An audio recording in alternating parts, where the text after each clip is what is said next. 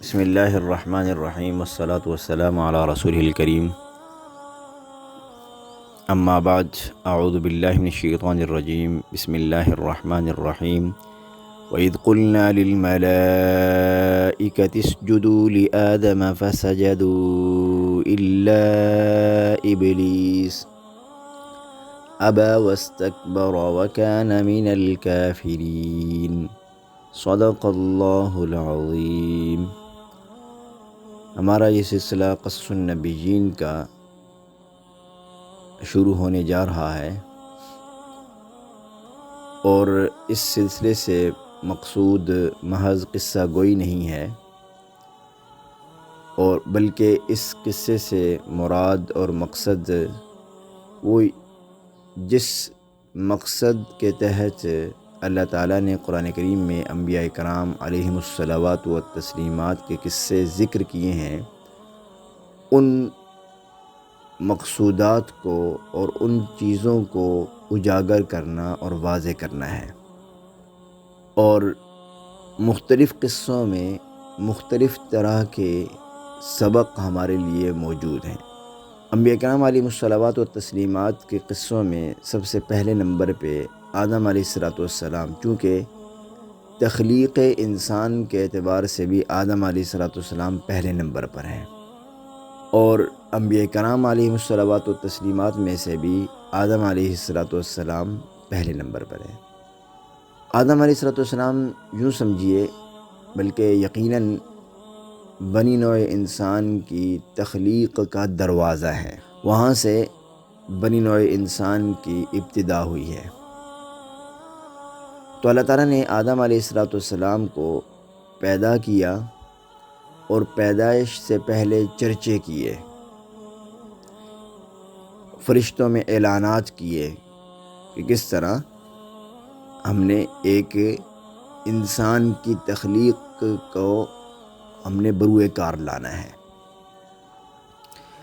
تو آدم علیہ السلام کو جب پیدا کیا، مختصر یہ کہ آدم علیہ السلام کو پیدا کیا، اور پیدا کرنے کے بعد تمام فرشتوں کو حکم دیا کہ آدم علیہ السلام کو سجدہ کرو۔ تو ساروں نے آدم علیہ السلام کو سجدہ کیا، سوائے ابلیس شیطان کے کہ اس نے سجدے سے انکار کیا، اور کہا کہ آدم علیہ السلام کو میں کیوں کر سجدہ کروں، میں اس سے بڑھ کر ہوں اور وہ مجھ سے کمتر ہے۔ کیوں؟ اس لیے کہ ایک طرف مٹی ہے اور ایک طرف آگ ہے۔ آدم علیہ السلام کی پیدائش مٹی سے، اور شیطان ابلیس کی پیدائش آگ سے تھی۔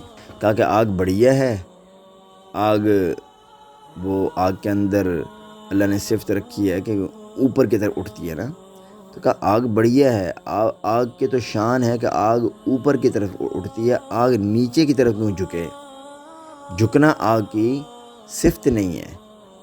تو یہ جب معاملہ ہوا تو اللہ تعالیٰ نے شیطان کو اپنے دربار سے نکال باہر کیا، اور اس کو مردود کسے کہتے ہیں؟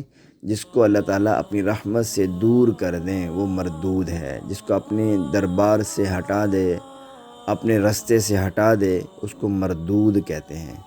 یہاں ہمیں رک کر ایک سبق حاصل کرنا چاہیے، وہ یہ کہ اللہ تعالیٰ کے جو احکامات ہماری طرف متوجہ ہیں، ان احکامات میں اگر ہم غور کریں تو اگر کسی حکم کو ایک ہے اپنی سستی اور کاہلی کی وجہ سے سر انجام نہ دینا، ٹھیک ہے، اس پر توبہ استغفار کر لی جائے، لیکن ایک یہ ہے کہ اس کو سستی اور کاہلی کی وجہ سے نہیں، بلکہ اس کو اپنے تکبر کی وجہ سے چھوڑ دینا، تو یہ چیز انسان کو اللہ تعالیٰ کی رحمت سے دور کرنے کا سبب بنتی ہے۔ اور یہیں پر چلتے چلتے ایک میں نکتہ آپ کے سامنے بیان کرتا چلا جاؤں۔ دیکھیے، اعلیٰ ترین جو مخلوقات ہیں وہ صرف 3 ہیں جو اوپر درجے کی ہیں، جس میں ایک مخلوق انسان ہے، دوسری مخلوق فرشتے ہیں، جبکہ تیسری مخلوق حیوانات ہیں، جانور۔ اس میں اللہ تعالیٰ نے جو سب سے اعلیٰ اشرف بنایا ہے آدم علیہ السلام کے اس قصے سے ہمیں معلوم ہو رہا ہے وہ ہے انسان۔ اور اب اگر کوئی شخص اللہ تعالیٰ کی رحمت سے دور ہوتا چلا جائے اور اتنا دور ہو جائے کہ وہ شخص انسانیت سے ہی باہر نکل جائے، تو اللہ تعالیٰ کی رحمت سے دور ہو کر انسانیت سے باہر ہو جانا، یہ اس کو اللہ تعالیٰ نے قرآن کریم میں ارشاد فرمایا ہے کہ اولئک کالانعام، وہ لوگ جانور بن جاتے ہیں۔ اور پھر آگے فرمایا بل ہم اضل، بلکہ وہ جانور نہیں بنتے، جانوروں سے بھی بدتر ہو جاتے ہیں، زیادہ گمراہ ہو جاتے ہیں، بدتر ہو جاتے ہیں۔ تو اس لیے اگر انسان اپنی انسانیت سے باہر نکلتا ہے تو وہ حیوانیت سے بھی گر جاتا ہے۔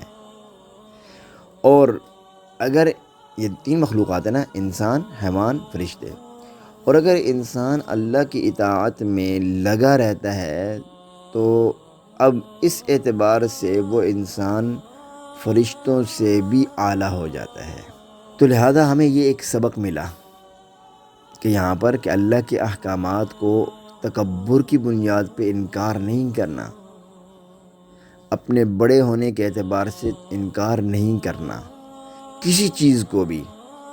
وہ اسلام کے شعار میں سے ہے، اسلام کے پہچان میں سے ہے، اسلام کے علامات میں سے ہیں، اس کا تکبر کی بنیاد پہ انکار کرنا ہمارے مردود ہونے کا سبب بن سکتا ہے۔